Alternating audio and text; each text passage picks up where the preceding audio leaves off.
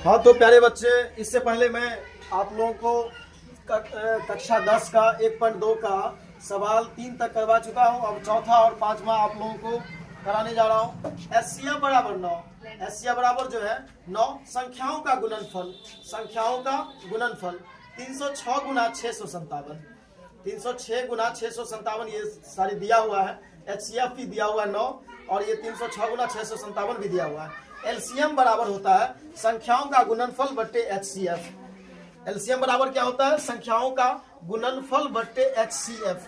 तो ये संख्याओं का गुणनफल हमारा कितना है? 306 गुना 657।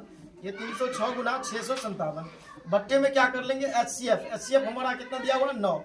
9 से हम भागा दिए इसको 306 को, 34 मरतबे हो गया। अब 34 को गुना हम 657 से कर लिए तो ये हमारा हो गया 22,338। ये क्लियर। अब पांचवा नंबर में है प्राकृत संख्या n के लिए 6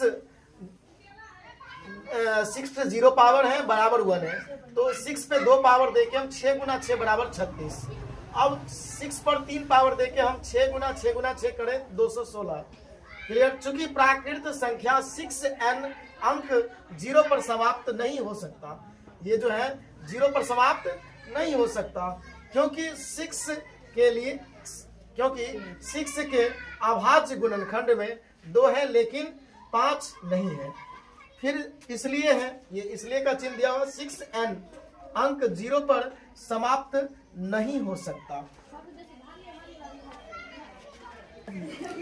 अब सवाल नंबर 6 नंबर में दिया हुआ है, व्याख्या कीजिए कि 7 गुना 11 गुना 13 प्लस 13 और 7 गुना 6 गुना 5 गुना 4 गुना 3 गुना 2 गुना 1 प्लस 5 ये दिया हुआ है। ये बोल रहा है कि भाज्य संख्या क्यों है, तो अब हमें ये भाज्य संख्या क्यों है तो इसको दर्शाना होगा।